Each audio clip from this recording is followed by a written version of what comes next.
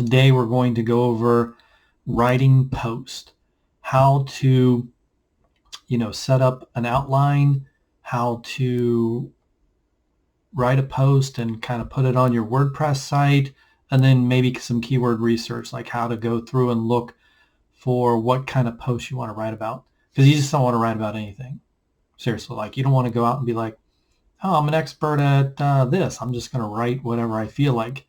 You really want to do some keyword research. And if you stay to the end, I will show you a couple free ways to do this, and you don't have to pay for the keyword tools that are out there, and they work really well. So let's get started. So I'm going to share my screen. We are in our WordPress site, the back end. As you can see, I'm already on post.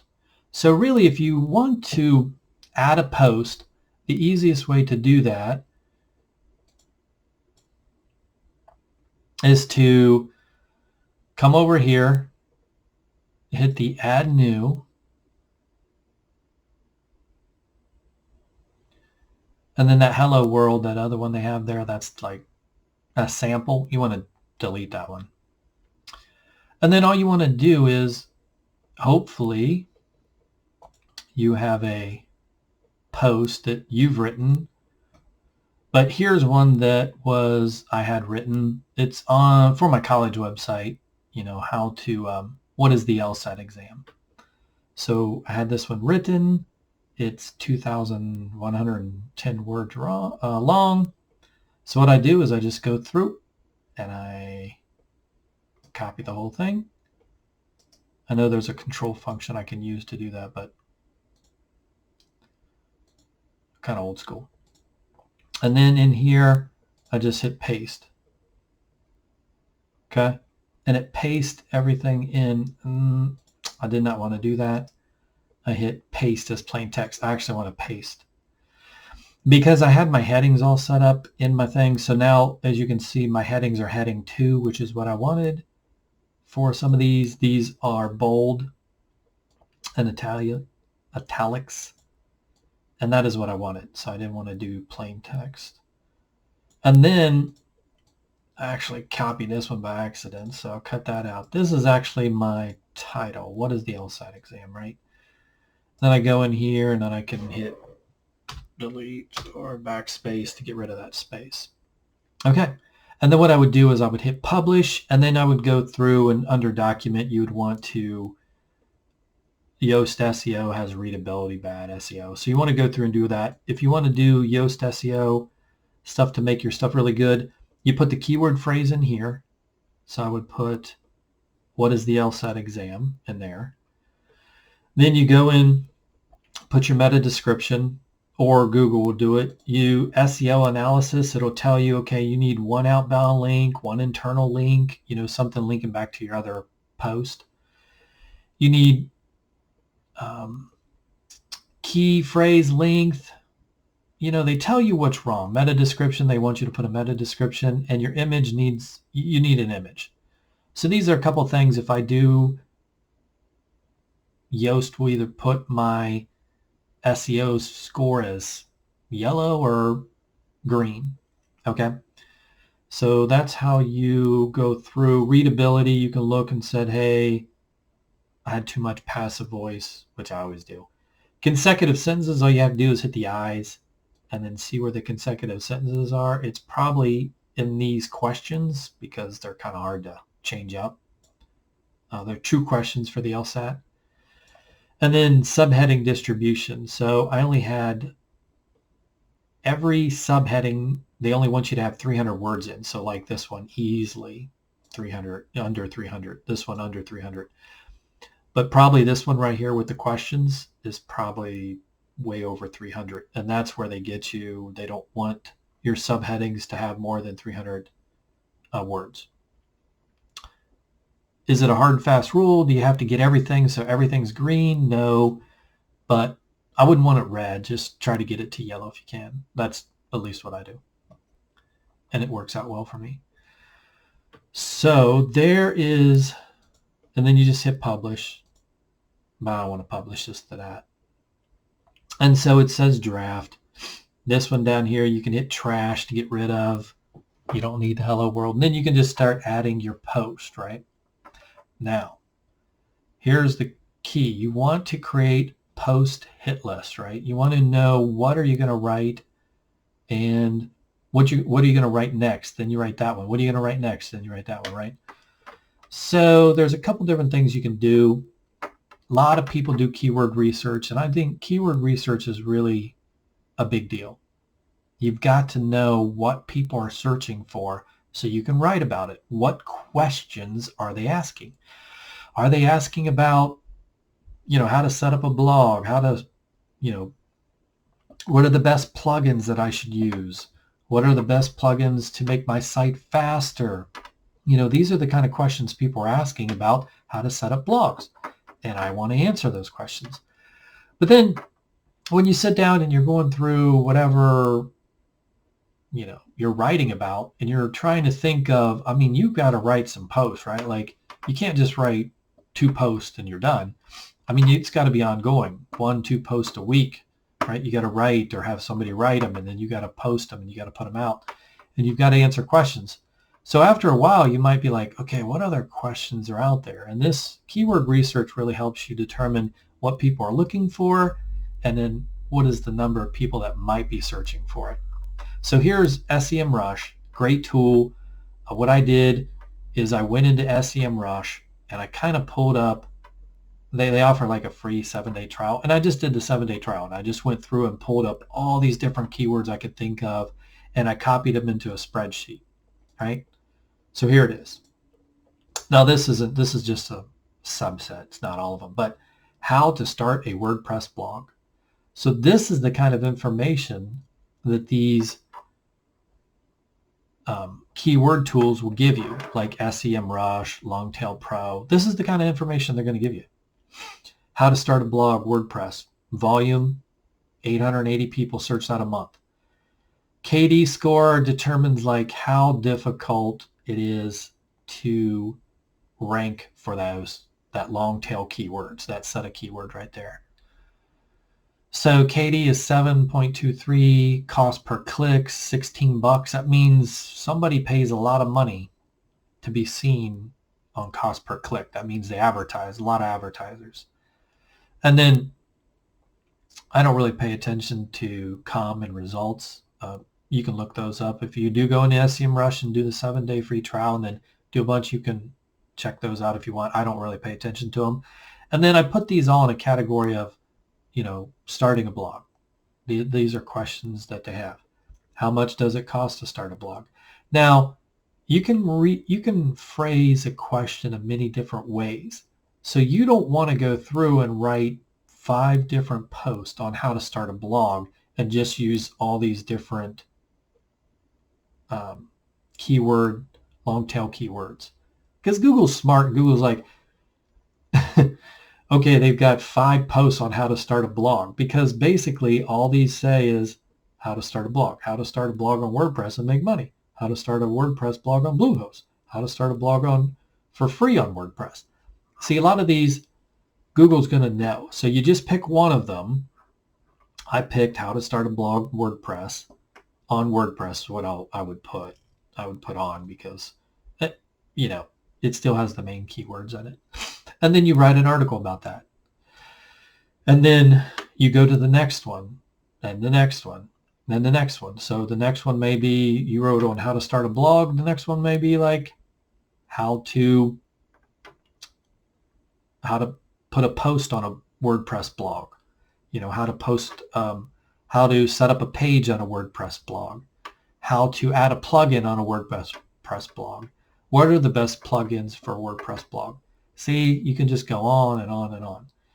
And what I do is, to track everything I'm doing, I set up on Excel, I set up a hit list of the different articles for the site that I'm writing about.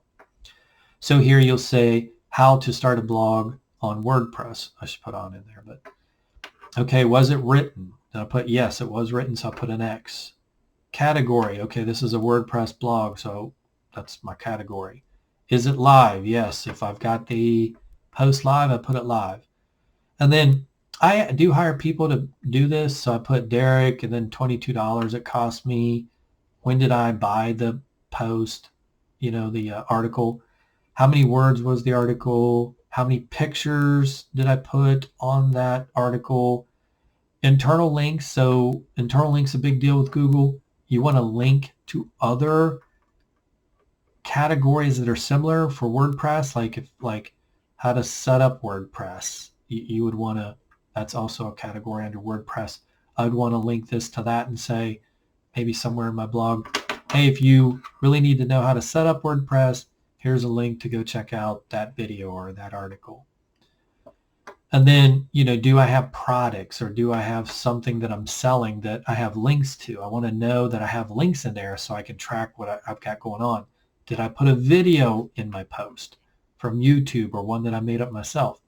And then what's the KD score? And then what's the traffic? Which these aren't right. I just threw some numbers in there, not based on one. And then where did I get the writer? And how tough is the competition? Like when you put this in the search engine, this keyword phrase, the first person that came up that had their article, how long is their article? Is it 1,500 words? Is it 2,000 words? Is it 3,500 words? If they have a 3,500 word article and they're ranking number one on Google and you write a 1,500 word article, you think you're going to beat them? Probably not. I mean, unless your site's huge and has a lot of authority. And if you're new, it doesn't. So that's not going to work. So don't do that. Try to really go for KD scores that are, less competitive, don't have a lot of competition, long tail keywords, and you'll rank quicker for those than you would if you go after like words that are super competitive or not long tail keywords. Long tail just means it has more than 1 or 2 or 3 words in it. It's a longer word, usually like questions, how to start a blog, how to start a WordPress blog, so on and so forth. So that's my tracking sheet. That's how I track. So every time I write an article and post it, I put it in here and I track what I'm doing. You can do it however you want. Doesn't really matter. Here's another one, Longtail Pro. Both these, Longtail Pro and SEMRush, I'll have in the description so you can check it out and link, hit the link and go right to them and see if you want to do it. At least do this one for free where you can come in and do a trial period and test it out. But if you can see they're really expensive, $99 a month, I mean, that's fine. If you're making $5,000 a month on your blog, then who cares if you're spending $100 a month, researching keywords and tracking all your page SEO and tracking, all your stuff on your page. These kinds of things do all that, but it's just not worth it if you're brand new. It's just better to do it on your own. So same thing with Longtail Pro. If you look, enter a keyword to get started. Their cost is similar. It's just kind of expensive. It's a monthly cost. And then, I wanted to have you stay to the end because I really wanted to show you how you could do this for free. So instead of, you can do the 7-day free trial and just copy as much as possible. Just keep putting keywords in, downloading them to Excel, and then, you get a spreadsheet that looks, like this. Okay. And I think I have thousands and thousands of keywords, on starting a blog and setting up WordPress and this and that. So I went into SEMRush and did the same thing. But if you don't want to do that and you want to do it cheap and easy and it's still really, really good way, just go to Google. Put how to start a blog on WordPress. Oh, look, Google tells me what people are looking for. How to start a blog on WordPress for free. How to start a blog on WordPress and make money. How to start a blog on WordPress for beginners. Look, people, Google tells you what people are looking for. This is the most popular. This is the next. This is the next. These are the things that people look for. So these keywords, I put them in, and this is what Google says people really search for all the time. Okay? So, easy way to do this. You can also look at the bottom of the page, and it also gives you ideas down here. Okay? Then you just want to take the best one, whatever one you think will be a really good one, and you want to write about it. Now, the other thing you can do is, let's say you need more questions. You need more ideas for what questions to ask. Oh, look, people also ask, how much does it cost to start a WordPress blog? Is blogging on WordPress free? How do I start a blog on WordPress? So, and then if you click these open, it actually populates more things down below it. How do I get my blog noticed? Where can I start a blog for free? So you just keep clicking these and you'll get more and more questions. And this is how you know that these questions are searched frequently by people on Google and that people want answer to these questions. And if you give them a really good answer, straightforward, right at the beginning of your post, you say, hey, how do I start a blog on WordPress? Well, to start on a blog on WordPress, you need to sign up for hosting, and then you need to download, install WordPress on your hosting site. And then at that point, you'll get a username and password, and then you can go into the back end and you can start setting up your WordPress site and start posting your articles. And then, hey, here's some more detail on a step-by-step on how to do that. And then boom, you go through on your article, step-by-step, how people can set up their WordPress blog.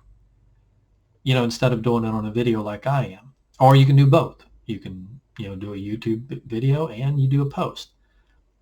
So that is what I wanted to share with you today. I really appreciate you guys staying to the end. If you can, like my channel, share my channel, get the word out there so people can, find out how to set up a WordPress blog and make money doing it.